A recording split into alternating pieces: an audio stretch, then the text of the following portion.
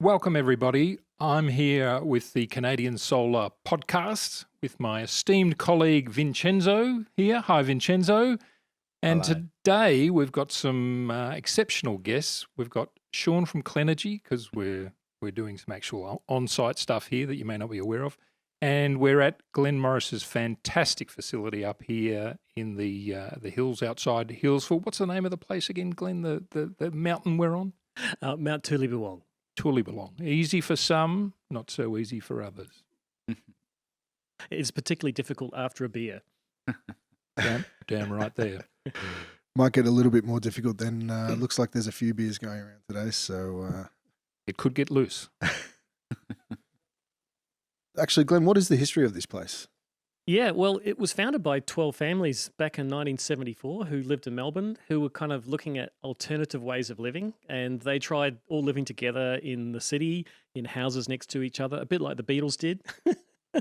And it was just too difficult in an urban environment. So they started looking for a rural location near to Melbourne. And they found this place. It was founded in 1974. It's been, from my perspective, off-grid ever since then. So we're an intentional community, which means we just intend to live together. We've got quite a lot of structure around that. We're probably one of the oldest intentional communities in Australia. Okay. And it seems like there's a big shift towards, I guess, sustainability in intentional communities. Is that right? You could say there's been different moods or movements throughout that period. I think initially it was all about social experiment, alternatives to how to live. There was some experiment with, let's just be like a commune and all share our income. That didn't last long. The lazy ones were looked down on. So it then became just really a lot of separate families who live collectively, share a lot of resources, including energy. So that's one of the things that we've really moved along with, which is how do we share energy on an off-grid community? Yeah, okay. And have you lived in this sort of lifestyle your whole life? Did you grow up in intentional communities, or is this something that you were moved towards as you got a little bit older? Actually, no. This is the first intentional community I've actually lived on. As a kind of teenager, I visited a few and hung out just for fun. But that's the first one I lived on. I think for me, the move was about family. I was wanting to start a family, and I thought it would be a great place to raise kids, which it has been. Okay, excellent. I spent a bit of time on an intentional community myself, actually.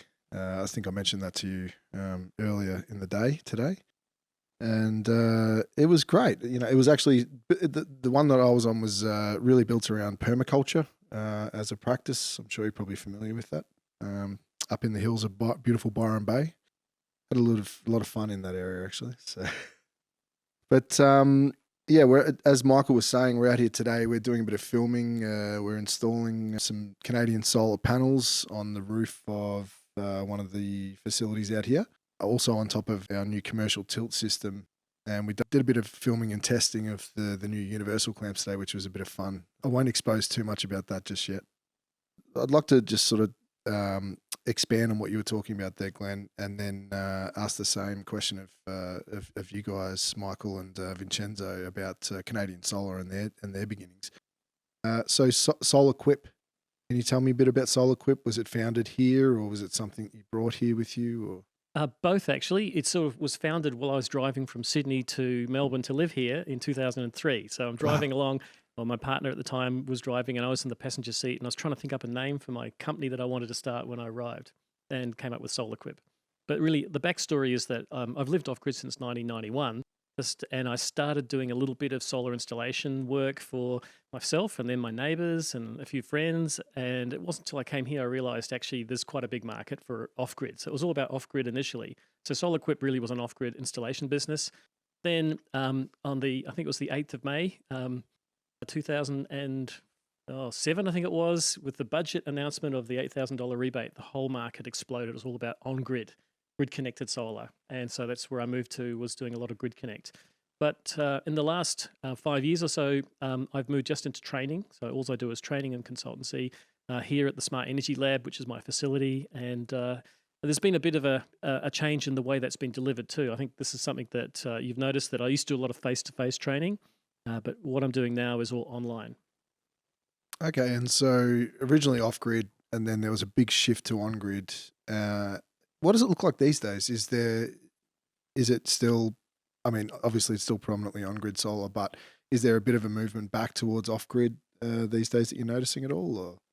Well, certainly in this area, there's a lot of what we call fringe of grid. So the new builds in a rural area, there's power in the street, and the customer gets a quote to get power put on $30,000-$40,000 to your front door, not even that, to the front of your paddock. And by the time you've paid for all the infrastructure to get power to a switchboard on your home, you're up for $50,000-$60,000. Now that's a budget that you can compete with a good quality standalone power system. So now off-grid is directly competing with on-grid in fringe of grid areas.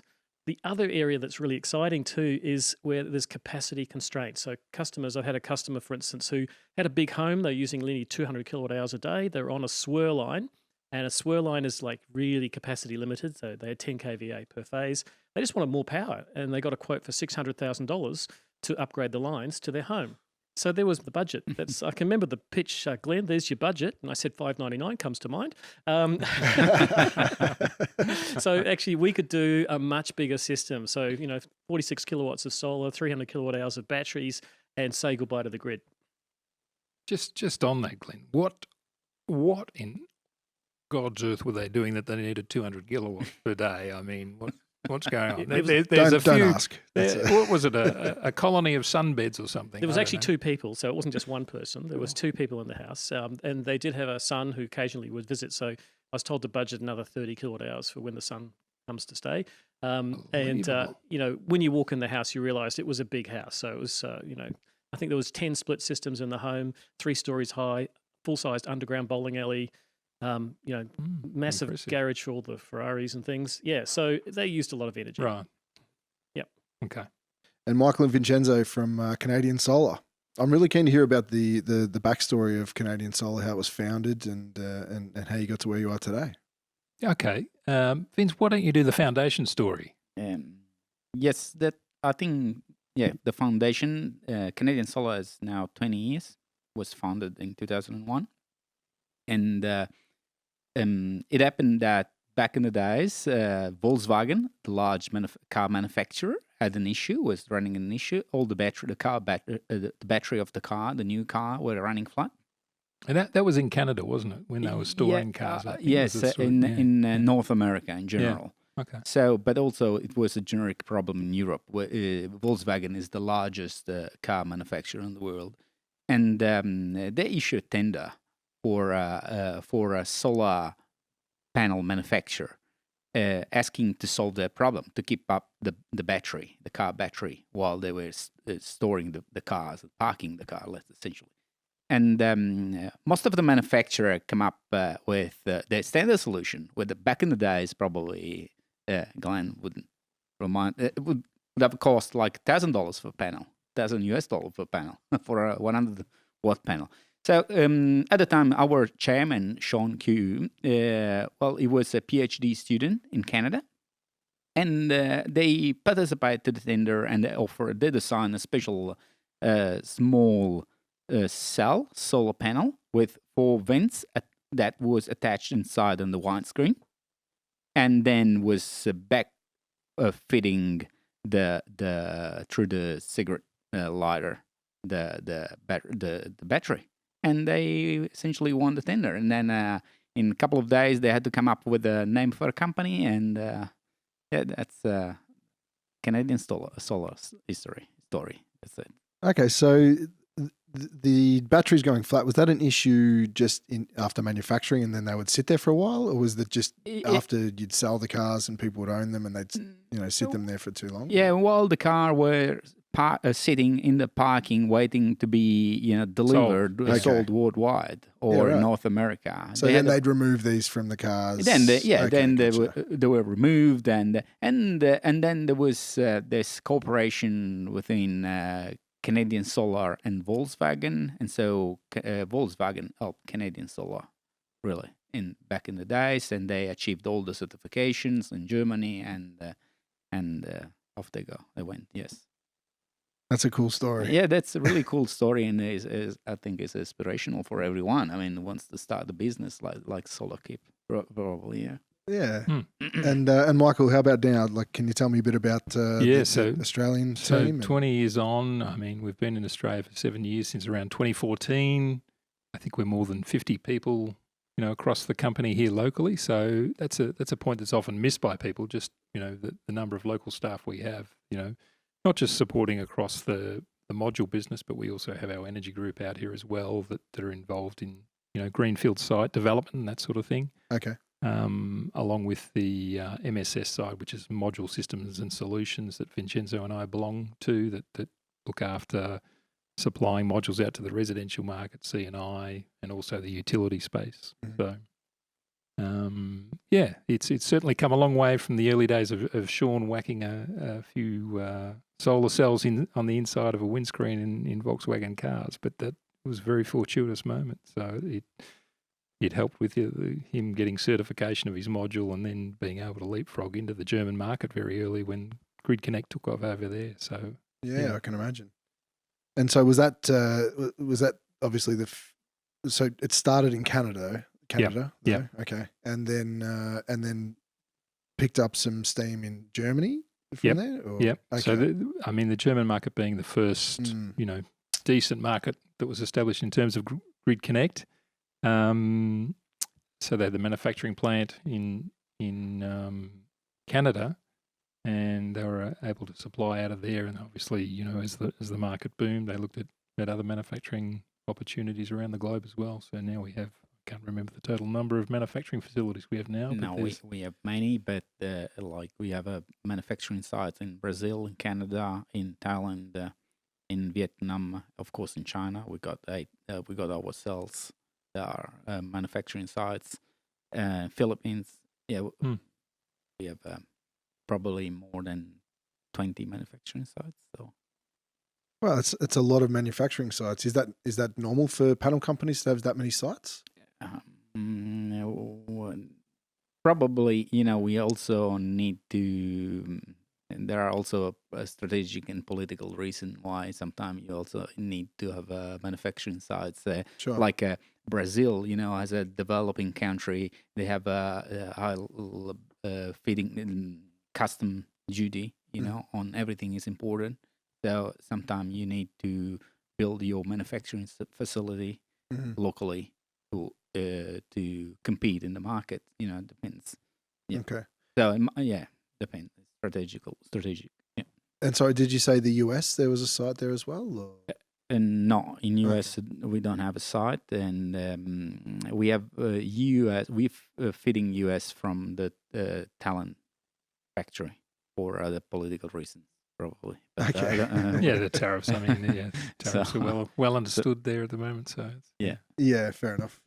And I mean, sorry, just to step back to what you said earlier, Michael. 50 people in Australia.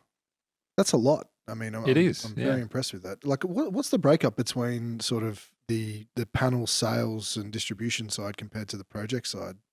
Oh, you've got me there, Sean. But I would think it's probably in the range of a 50-50 split across both. Yeah.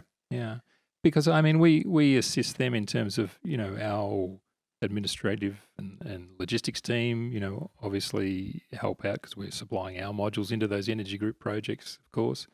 So they're utilised that way. And then we also, we have our own internal legal teams and things like that. So they work across both sides of the business. So there's economies when you've got, those differing segments that you're addressing. But it's just great. I mean, it makes us a pretty strong self-contained unit in terms of being able to respond to customer requirements in the market and that sort of thing. We can most of the time resolve things locally.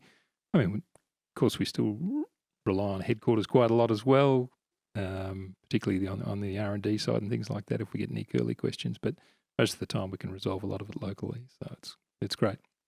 Okay. And is that all? Are they all based in a centralised location in Australia? Or well, no, we're pretty disparate. And like everyone over the last 12 months, we've been more disparate. But our main office is in Melbourne, in Richmond, or Cremorne, as they like to call it these days. Yep. But we have a small office in New South Wales, in Sydney, and also in Brisbane and in Toowoomba in Brisbane as well. So I guess we're a bit spread out. I guess us ourselves, we don't have quite as many as you in Australia. I think it's around about 30 to 35 staff at the moment. But Wow. Yeah, numbers. Still. COVID certainly, you know, we just signed a lease on a brand new facility. I think, Yeah. just prior to and we're all to wrestling March. with that, right? Yeah, and then there was all the this work dead from money and home. rent. Yeah. How did that go for all you guys? I mean, like, did COVID for you, Glenn? Was that one of the reasons you went to like online training? Very much so. Okay. Yeah. So I basically was kind of delaying running face-to-face courses for the first few months, and then I realized it wasn't going to happen once borders closed, because I get students internationally. Maybe 10% of my students are from overseas. They couldn't come here, and then the internal borders was a big problem because probably more than 50% of my students are from other states.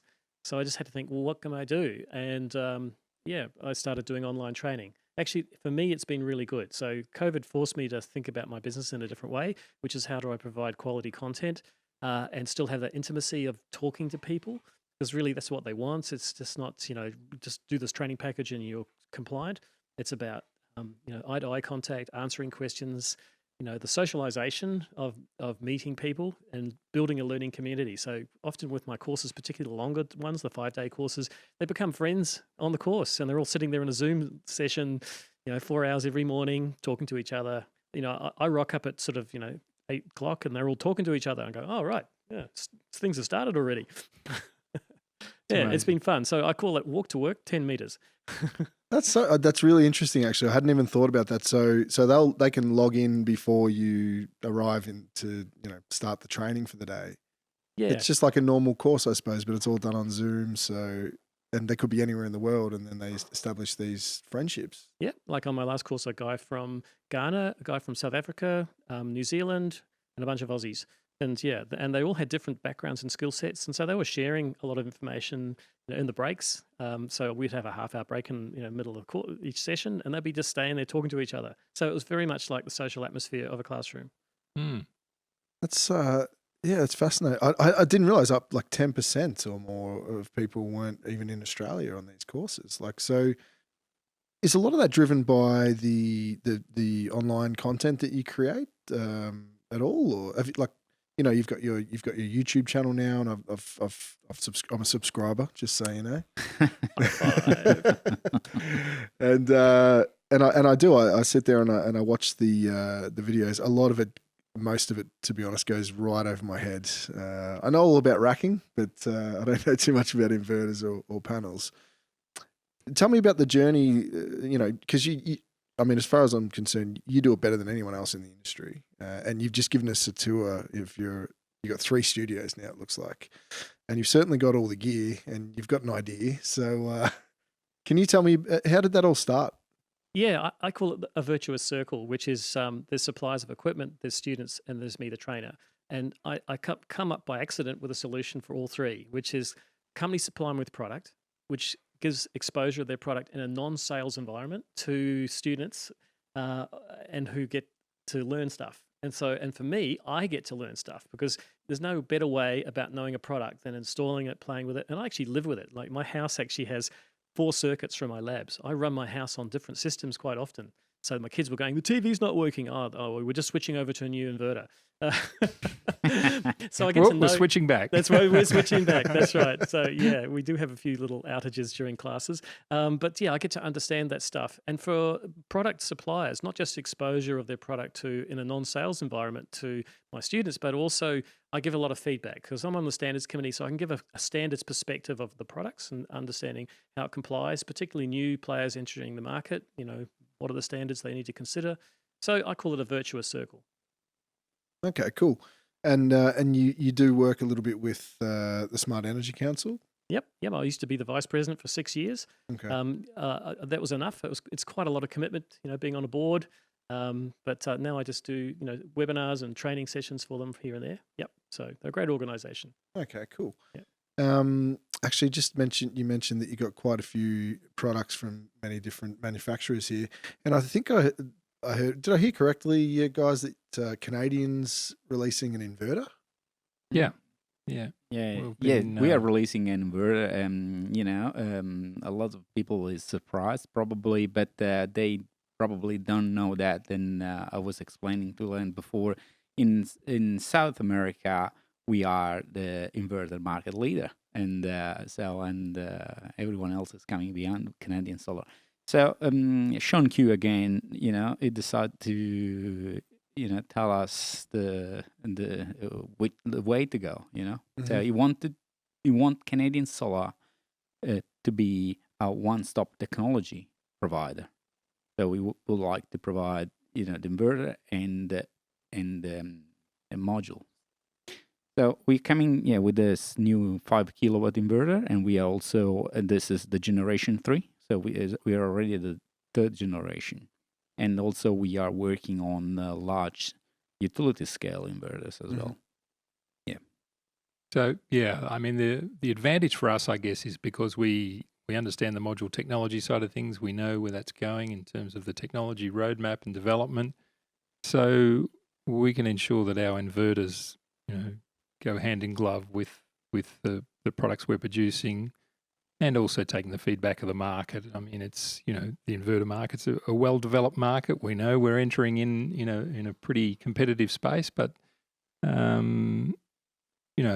the technology we understand, power electronics is well understood. There's a lot of good power electronics engineers out there. We've built up a formidable team. We've got a manufacturing line in China, and we believe it's a great product. So it'll be exciting to step into that side of it as well, and not just have the conversation about modules and monocrystalline and polycrystalline and all the various nuances of modules. We'll be able to talk inverters as well. Yeah, Michael, I guess it means you've also got 50 staff here in Australia who can support the product. I mean, not all of them, but it's not like you just have to suddenly invent a support system because you don't have any staff No, here. exactly. That's bang on, Glenn. But as a manufacturer, you have the luxury, if you've only got one product, to stand back and observe other elements of the market. So we've been fortunate that we've had a lot of time to look at that, and we still work with all the inverter manufacturers in various ways in terms of products we're bringing to market to ensure compatibility and that sort of thing. But we sort of thought, well, why don't we make it a bit simpler for people? And then you've got a unified brand across modules and inverters as well. So there's some upside there, and maybe that works better for the consumer. We'll see. But we're excited about it. It's going to be a fun year. Michael, I could just reflect on something I've noticed a lot with inverters coming into my lab. A lot of them don't realize that panel currents have gone up. They've gone over 10 amps. And that's a magic number because many of them had a 12.5 amp maximum short circuit current. And once you go over 10 amps and you apply the 1.25 times overload capacity requirement of our standard, that's not enough. You're going to be more than 12.5 amps. And so they're going, oh yeah, but the panels don't put out more 12.5. Overload capacity, it's part of the standard. So they're getting caught out by not understanding the integration of the module to the inverter. Yeah, absolutely. And as we see, I can't remember a time when power classes of modules have increased so rapidly in such a short space of time. From what we see, the default for residential now is around a 370 watt, mono PERC product, which, you only went back a few years ago where it was 300 watts was sort of the benchmark, or maybe 315. So, things are increasing pretty dramatically. More dramatically probably at the utility scale, and Vince can probably talk more about some of the exciting things there. But, the module space is evolving far more rapidly than it used to, and I think it's just the investment of the major players in terms of R&D and, technology that's coming out of facilities like UNSW. PERC technology came out of there all those years ago, and PERC's just a standard thing these days. It's not really thought about, but it was pretty significant at the time when it was first developed, and now it's just passé. Sean, can I do another follow-up? Please, it's a conversation after all, so look, give me a break. Look, maybe this is a little controversial, but look, if we got rid of the CEC silly rule of the 133% maximum oversizing, we'd unlock a lot more potential on people's homes. Because, look, I'm embarrassed by this, but actually I was on the committee that helped write that rule way back when it was really about maximizing yield of a panel. We didn't want 1 watt to go to waste on the most perfect day of the year. But the reality is every day isn't a perfect day.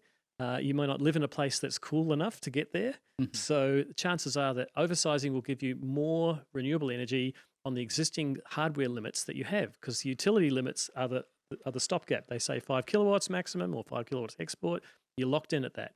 And the dynamics were very different. If you went back a number of years, the cost of a module was, almost 10 times what it is today. So it's, things, I mean, the technology moves very rapidly, and that's always the challenge for standards committees, right? That, technology gets ahead of the standards, and so there's always a lag and a catch-up. So Can I just defend that there wasn't anything to do with standards? That was the CEC guidelines. Okay, right.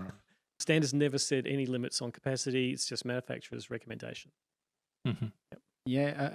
I came across that clause of the CEC installation guidelines, and I couldn't really understand as an Italian. I said, why they are limiting the inverter to have only 33% of capacity above the. I didn't understand that. I just stick to it. So as Michael pointed out, it was when panels were very expensive, and it was.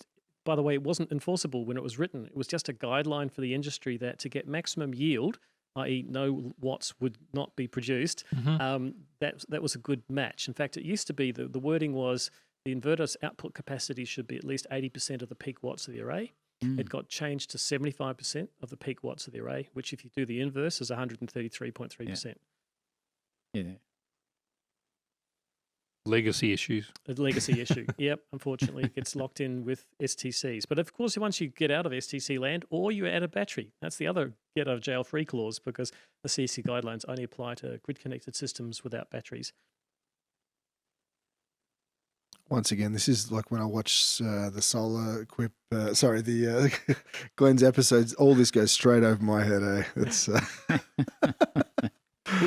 Sean, we have to do a Toolbox Tech Talk. I think so. And we have to focus on something I don't know a lot about, which is racking systems. So I'll bring the experts in from Clenergy and we'll knock it out. Yeah, let's do that. We could do that. And then maybe I can come and attend one of your courses and brush up on my CEC guidelines and why they're... Why they're silly. Why they're silly, okay, yeah. They're not all silly. Just that particular rule, I think, silly. But anyway, there you go.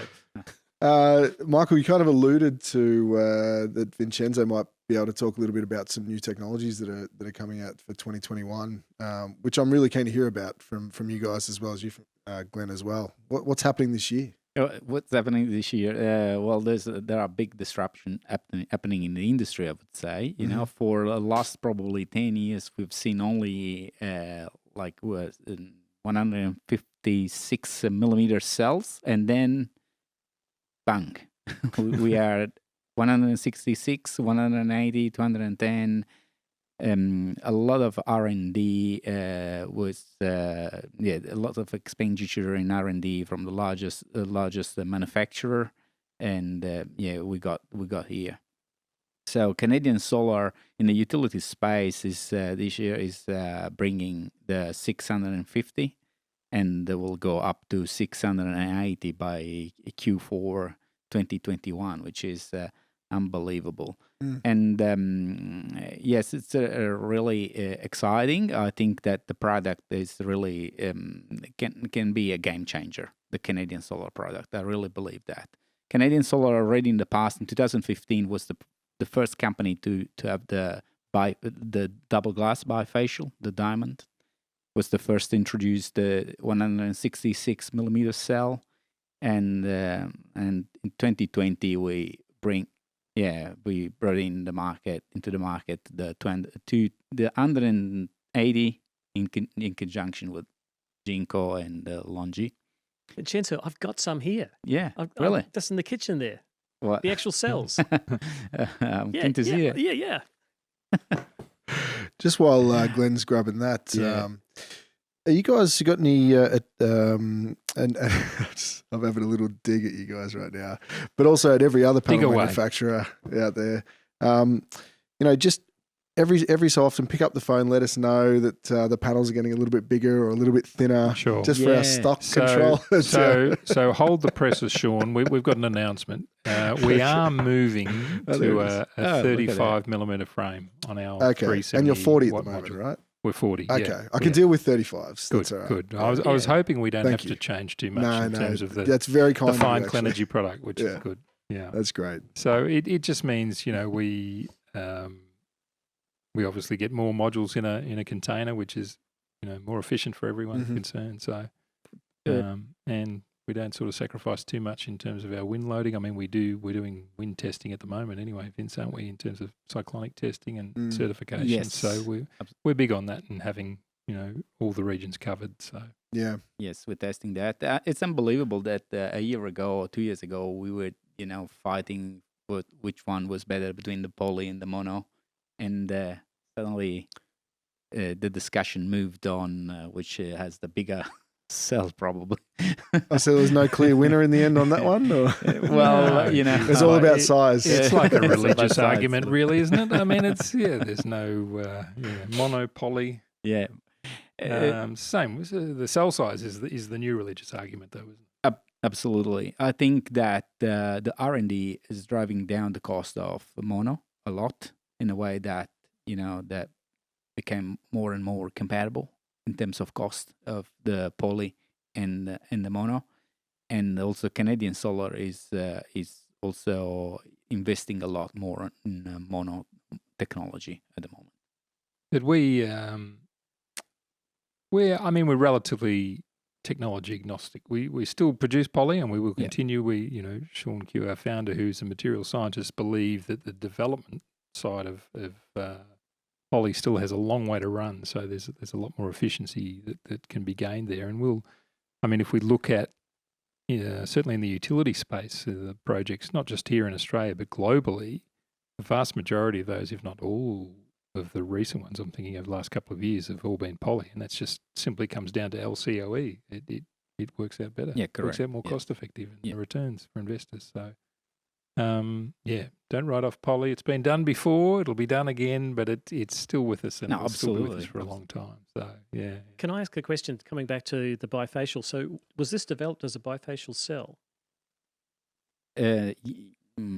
This specific, I'm not sure, but now all the cells coming from the manufacturing sites are bifacial cells, no matter whether they are going into a bifacial module or in a monofacial module. So the monofacial modules, that known as a PERC, they got a kind, let's say, simplistically, they got a kind of a reflective back sheet. So when the light hits the cell, some of the light is bounced, some of the light is converted into energy, and some of the light is going through the cell, and then is bouncing on the back sheet and is hitting the back side of the cell, which is bifacial, and is increasing the production. So probably, but this is for monofacial. So for the bifacial instead, the light is going through, or the back side of the module is collecting the light coming reflected from the ground, from the trees, from the clouds, from the environment that is surrounding the modules, as well as the same light that is going through and bouncing back. Okay, so it's basically the same, except you either have a back sheet or you don't have a back sheet. Correct. It's the same. Okay. Yeah. And Glenn, we were talking about this earlier today, I think, where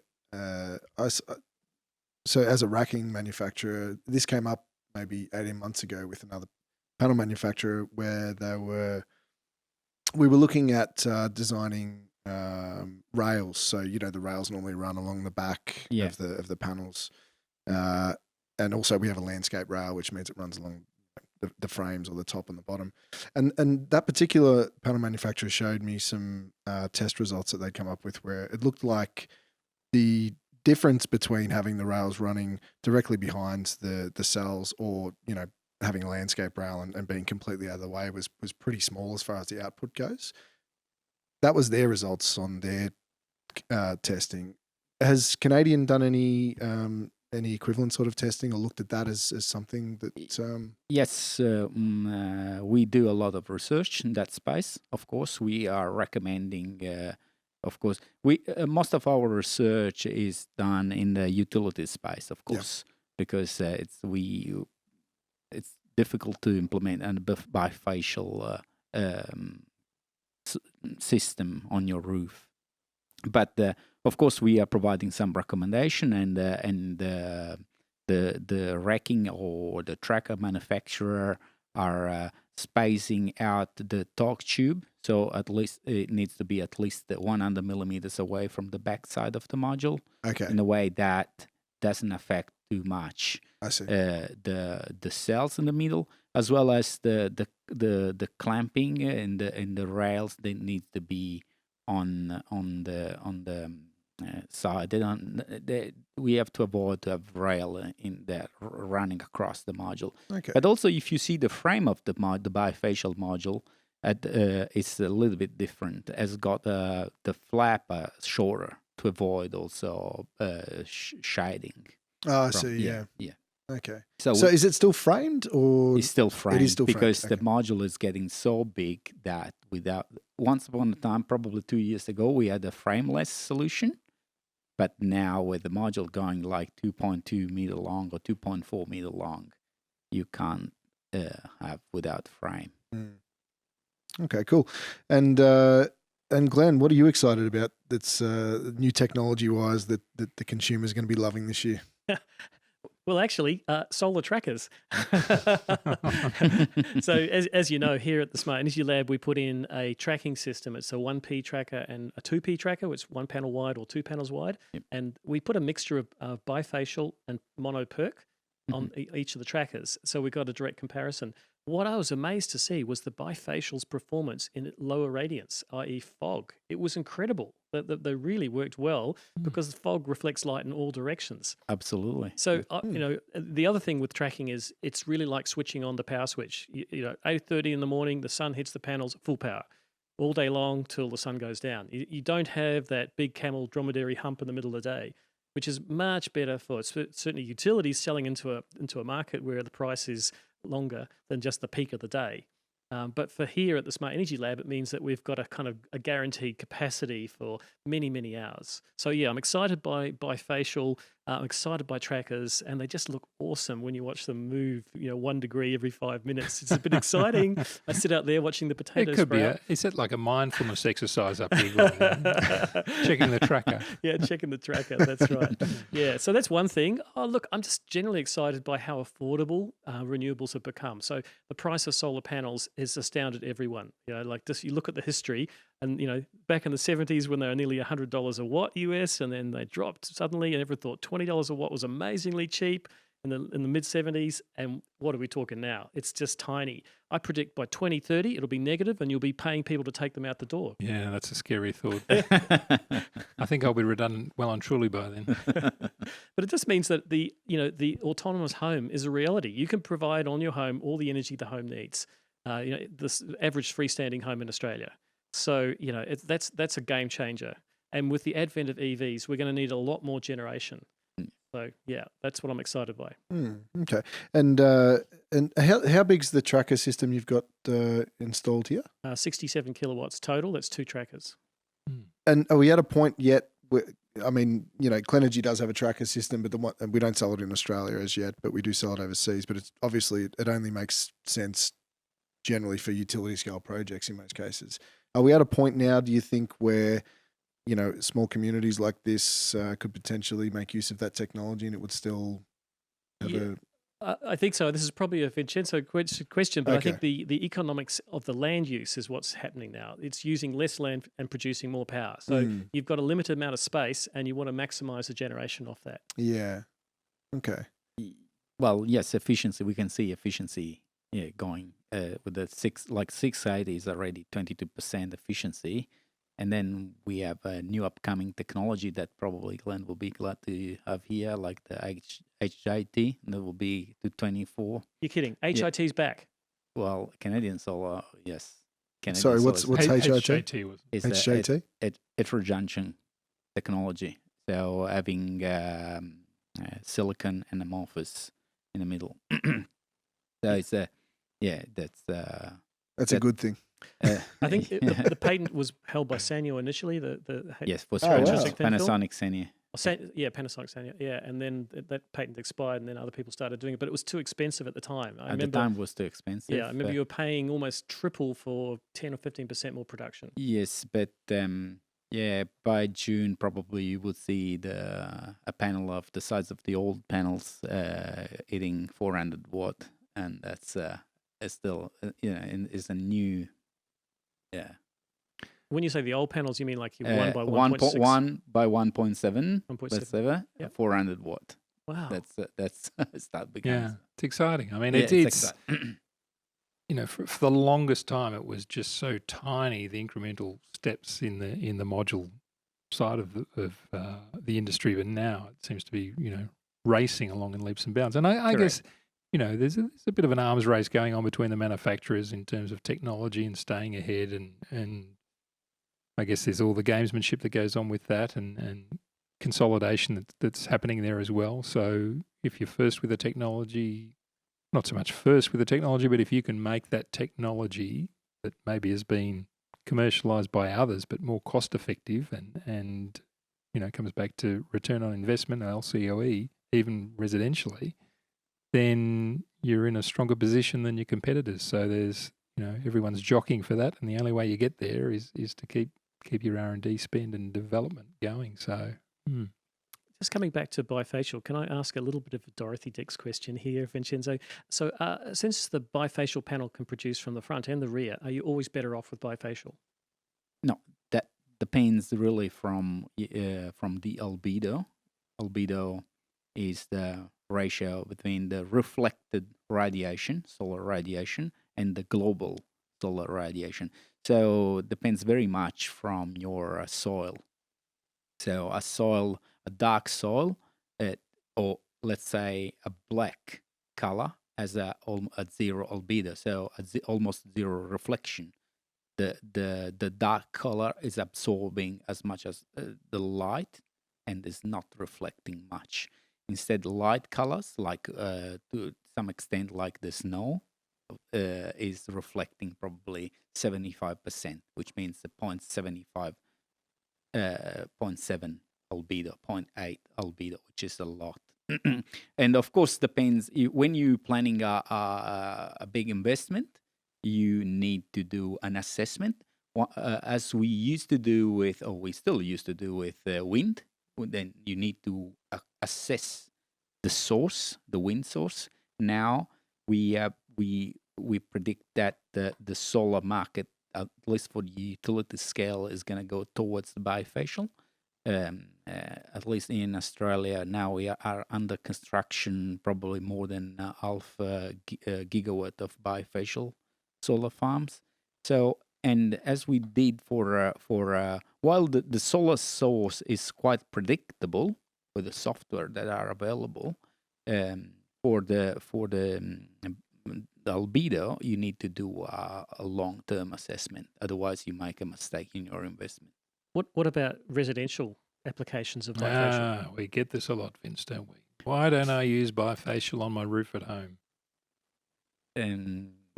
Yeah. Yes. Well, that's a good question. I can probably tell of this funny story, a fun story of an installer that was complaining that he had installed next to each other on a roof a bifacial module and a monofacial module having the same power class, and the bifacial module was producing less power. And well, the reality was that he was installing the module, of course, close to the roof, and in that condition, because of the shade, the albedo was almost zero. Now, so just stop there for a moment. So, because the backside of the module is so close to the roof, you get very little chance for reflectance. Correct. Or so if you get your photons to hand scatter, under yeah. a light source and you get closer and closer and closer and closer to the surface, you see that the shade, the area underneath Right. becoming darker and darker and darker and darker. So albedo was Yeah. almost So where zero. how far do we need to be here? Because I'm just wondering from, as a racking company, right? Yeah, that's a good question. No, in US they are selling system in the commercial space where they lift the panel at least half a meter from the roof. And they're still flush to the roof itself, or are they tilted? They tilted, and they are offset a meter, at half a meter, no less than half a meter. So, and it might even work because if you have an opportunity, if you think you're planning also to renovate your roof, you can install some white, covering, or even White silver. Colorbond roof. Well, if we are advertising, but yes, why not just chrome? Wouldn't that be? Oh, even chrome? Yeah, no, absolutely. If I think this is quite a councils won't let you have reflective roofs. Yeah. You can. I'm not sure that whether the council will allow you to chrome, but anyway, white definitely you are enhancing the albedo and the bifacial capacity. Anyway, back to the story. In this case, what happened is that the monofacial had the back sheet which was reflecting inside part of the radiation and giving probably on a 400 watt module was giving a 10 watt more than the bifacial, because the light in the bifacial was going through the cell and got dispersed underneath and was not bouncing back. And the back sheet was doing the work of reflecting. Yes. Yeah. However, if you install properly the bifacial and the same power class, and you got an albedo of at least, let's say, 20%, 0.2, then you can get a 7 or 8% more out of your product, which essentially is using the same cell. The additional cost of the bifacial is the additional glass at the back. I need to say also the bifacial has a lower degradation because over time, the module experienced less also microfracture inside because it's stiffer because of the two glass. They keep sealed and they keep safe the cell for longer time. Wow, thanks for explaining that. I used to think albedo was how excited you felt about something, but no, that's great. It's actually about the reflectivity. So I think you've made a good point here. So in a nutshell, from what you've said, the internal reflection in a normal panel with a back sheet actually helps, certainly with PERC. And if you take away that back sheet, you have to have something else to reflect it. Correct. If it's not there, if you haven't got a white roof or a good albedo off the surface of the Earth, you're actually worse off. Yeah, correct. Okay. And, got it. And installer understood, learned the lesson. But it was good that was listening, because a lot of installers sometimes are just complaining and say, "Oh, yes, your module is not working." Yeah. Well, they started like that, the conversation. "Oh, your bifacial is not working." I said, "Okay, let's see." What are some common what are some common misconceptions that you guys get? I mean, Glen, you from my favorite one is they work under a full moon. Okay. My solar system. I've heard that one. Yeah. And they'll swear. So that's not true then. And look, correct me if I'm wrong, but it's to do with the band gap energy of the cell, that there's just not enough energy in the photons reflected off a moon millions of miles away back onto Earth to cause an electron to be displaced from the outer shell. To jump the gap. And jump the gap, the band gap. Okay.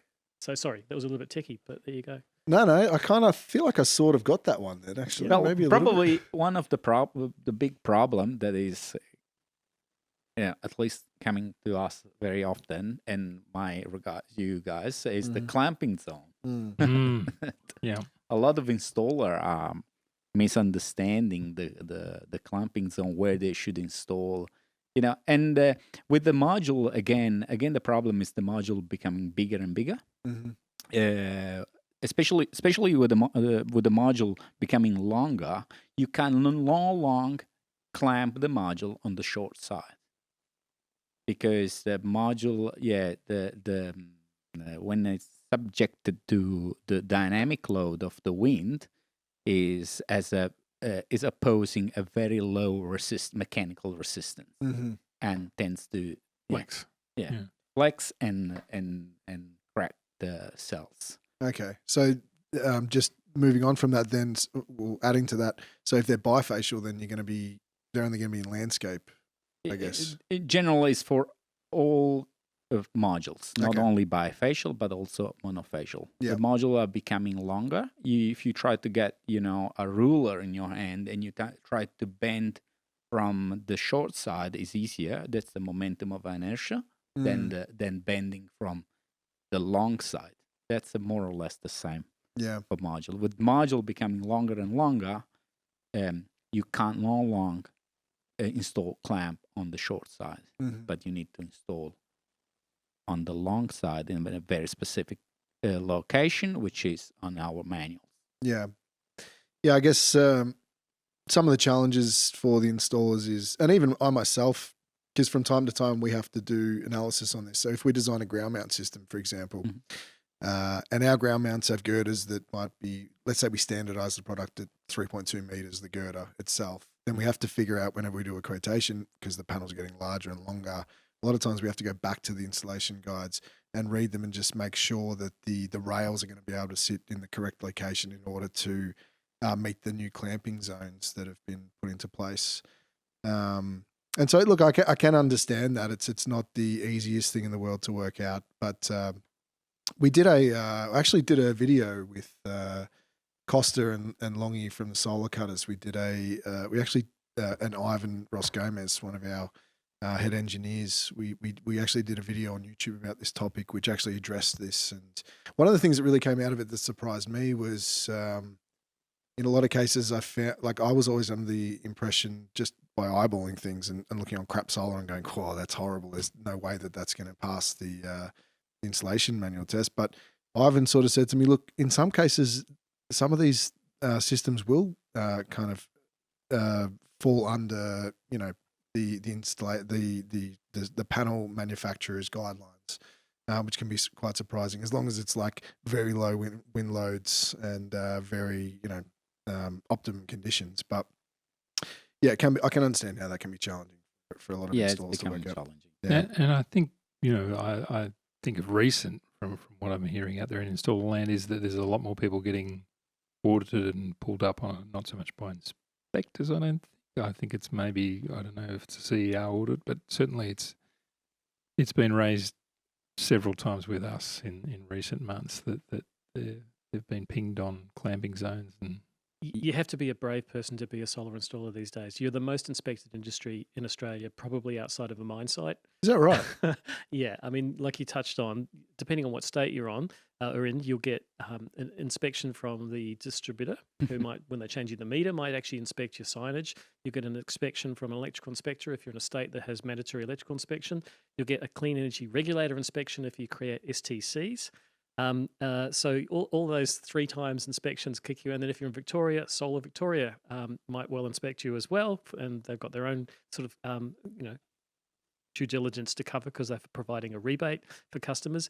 You might even have council inspections, or the customer might hire a post-installation inspection because it is a valuable asset. So you could be inspected 6 times. it's incredible, isn't it? When you contrast it to, say, the air conditioning industry or something like that, where you see these split systems that Now, are some of my best friends install banged on the That's outside right. of a Couple building. bit of wood, you're good. They run AC over gutters and things. I mean, it's just like, there's obviously no inspection process going on there. Canadian Anyway. Solar not going to bring out an aircon unit anytime soon? Don't A gutter think mount so. one. Not a Yeah. mounting I system think, either, I think, right? I think they just nixed that product after what I've said there. So. I've started to see air conditioning guys use solar rail to mount their aircon. Yeah, the big one is the non-penetration clamps, like the Yeah. clip lock roof clamps. We've really been lazy with the marketing around that, apart from in the solar industry. But yeah, you show that to the aircon guys, and they're like, "This is fantastic!" It's such a game changer for them. So yeah, we are starting to see sales of those products into that space. Yeah, it's interesting. Okay, so one thing that you mentioned earlier, and this has been a bit of a hot topic, and I want to get your guys' opinion on this, right? So panels are getting cheaper and cheaper, more efficient, as you mentioned. What are we going to do with all the old panels? We've got to recycle them. That's what we do now with any of our warranty product. We recycle it all through. Trying to think of the name of the company. I think it's Reclaim in South Australia that does it. But Okay. we're also doing a lot of work at the moment, just with another party to work on an app so that if people are looking to upgrade their system or repower their system, that they can, go on this app. It's already well developed for things like, TVs and other consumer electronics, so that e-waste is properly looked after. And a lot of the big retailers like your Harvey Normans and your JB Hi-Fis already have companies that handle that for them. And these companies are also interested in doing solar panels as well. The only point we've got to sort of work through is, naturally there's a cost, and who wants to bear the cost of that, recycling of those modules. But product stewardship is a huge thing, and it's a big thing with particularly the Victorian government at the moment. I know are looking at it, and they want industry to come up with some solutions. And won't be long before federally. I think it's a hot topic as well. But yeah. Can I suggest some solutions? Yeah, please. Which I've even implemented here, which is use them as building material. So use old panels as a replacement for a non-habitable room roof, like a carport. It makes if you can seal the gaps, and there's ways of doing that, right from silicon to proper engineered solutions. You've now got a roof you'll never need to paint. It looks great. It'll last well beyond the warranty on the solar panel, and it's free. It's like a radiation shield on your roof, isn't it? Really? Yeah, It's fantastic. So I've got pergolas here on the side of my house made of old solar panels. But equally, even if it's a underperforming solar panel, because a lot of panels are being replaced not because they don't work, but the customer wants a bigger system. And so you've actually got perfectly good panels going to e-waste, which could be repurposed in another way. So it could be a community facility that you put your old panels on, slap a microinverter on them, add them to the system. Yeah, correct. No, but there's certainly watch this space. There's a lot that's going to happen over the next 12 months in that area. So, and That'll rightly be great, so. mate. I mean, we don't want to be, we have a clean green image in this industry, and we don't want to be responsible for contributing, to tons and tons and tons of landfill and that sort of thing. Also because, probably 97% of the components of the solar panel are recyclable. So, that's the perfect component to recycle. Aluminium, glass, silicon, Silver? silver, copper. Just on silver. Have you but guys... it's tiny. It's you won't get probably more than we won't get wealthy on silver. Well, you may do. Have you heard about what's going on with? Have you been following the US stock market and the GameStop Wall Street Bet saga? Yeah. Apparently, silver is the next target. By the time this gets out, I own quite a bit of silver myself, so hopefully, fingers crossed that so Michael, that one takes off. Get ready for another price increase. Just when I shorted my gold. Actually, no, I shouldn't say that. No, take that back. Don't buy silver. That's right. Well, you're listed on the New York Stock Exchange, so maybe you'll be the next Reddit reader's target. Well, we can only hope. We better, as long as we get the mail early and we get in there. You've got to be a target of one of the big hedge funds in order to get on the list, though. So right. You've got to be quite heavily shorted. You've got to try and fail better. So you're obviously not doing a good job there. But I mean, solar stocks in general have done pretty well, I think, over the last 12 months. So definitely. I think that even that space, like a lot of investors are really bullish on the renewable space, energy in general.